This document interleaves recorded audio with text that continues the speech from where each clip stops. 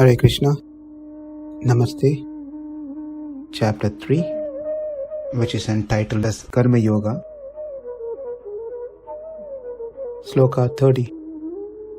Mayi sarvāṇi karmāṇi sannyasyādhyātma-cetasā nirāśīr nirmamo bhūtvā yudhyasva vigata-jvaraḥ. And as we understand, the sloka says, three things are told in the sloka. Mayi sarvāṇi karmāṇi, that is, I am not the doer, the Lord is the doer.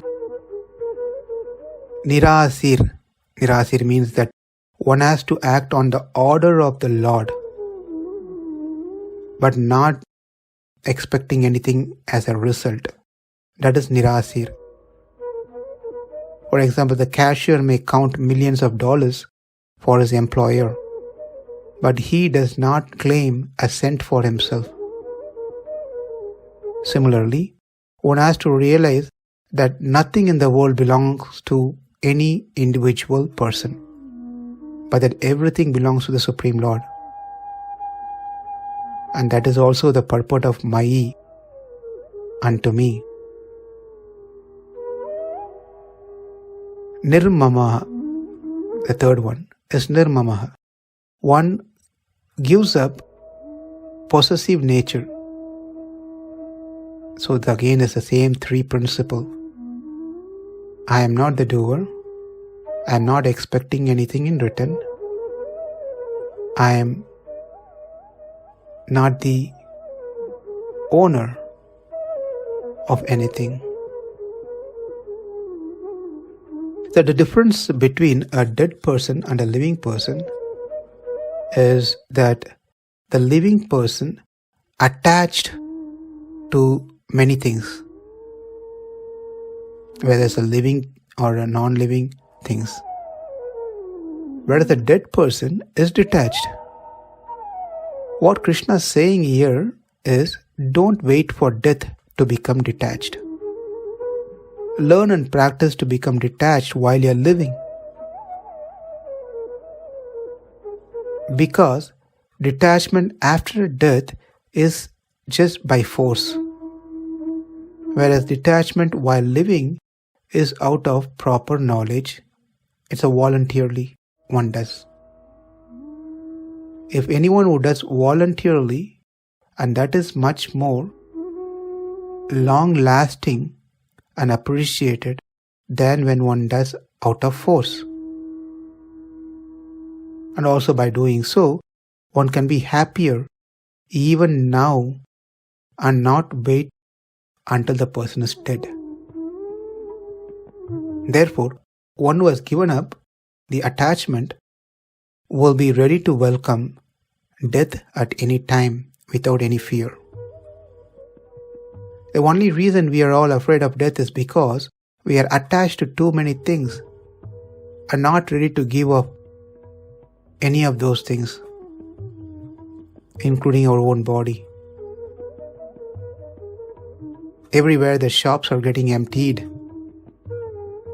as a lot of things are going around in the city, in the globe. So we are still wanting to live. So, idea is that as much as we get detached and get prepared, that much we will be happy while we are living even now in this world. So, for one who is surrendered to the Lord, will or should be free of fear of death, and will consider the death to be another auspicious event in one's life. Why one should be afraid of death? It's another event, it's happening. When we are born, we are growing, so many things happens in our life. Death is another event, it's happening in the life.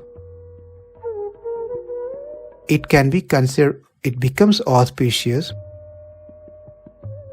because the person is going to directly serve the Supreme Lord with no interruption and distraction as we have now in this world while we are doing any services to the Lord.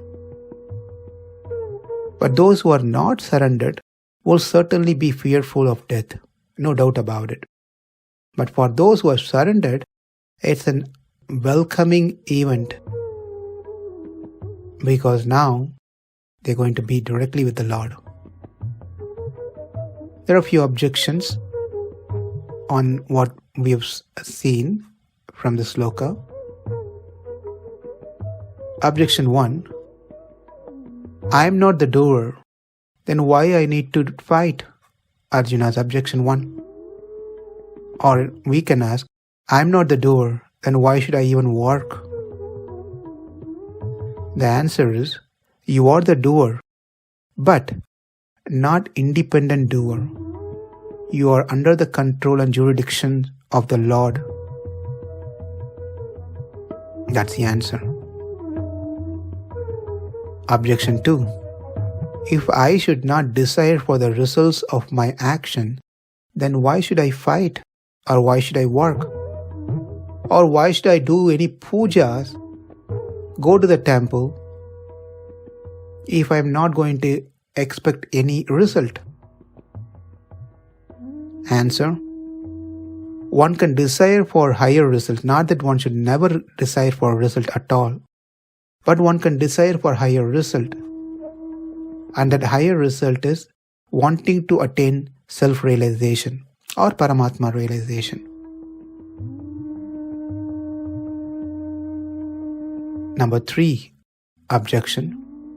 If I should not take the ownership of my action, then I will not feel duty bound. I should feel this child, for example, I should feel this child is mine.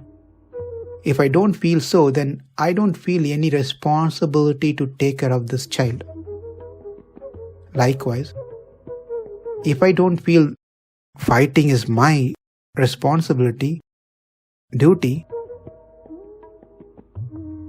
if I should not think so, then why should even I fight? Answer. The Lord is the master and we are all his servant. Therefore, the action has to be performed to please the Lord, not to please us.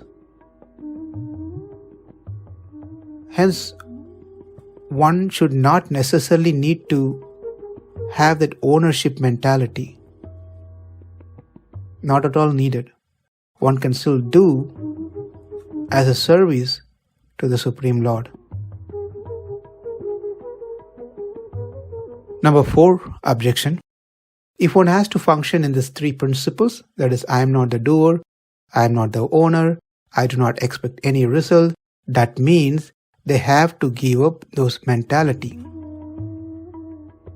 So the question is, even giving up is an action. Doing is an action. Even not doing something is an action. And that action has to be performed by me. Not doing action should be performed by me. So I'm going to be the doer of this action. Therefore, I should not be doing that action too of not doing the action. I hope I'm not confusing here. The answer is correct. Whatever the understanding is correct. But apply the same teachings, that applying these principles by giving up the mentality that you are not giving up that and give up that.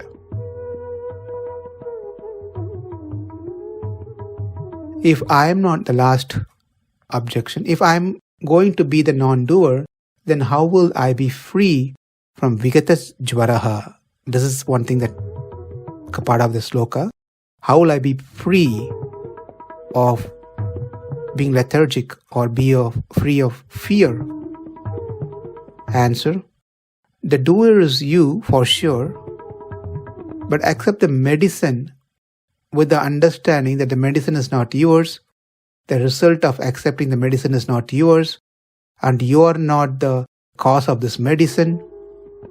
Therefore, if you know I am the doer and you function in that manner, you will be free of fear.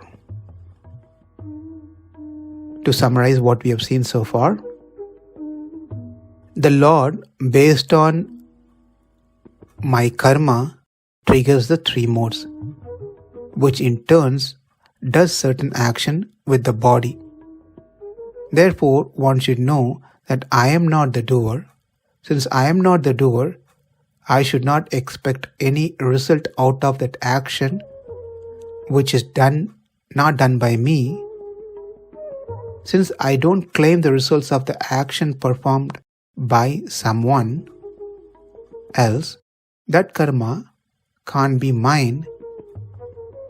With this clear idea, one should continue doing their karma, knowing that the principal doer is the Lord, who is the director of all our actions, and we are just the secondary doer.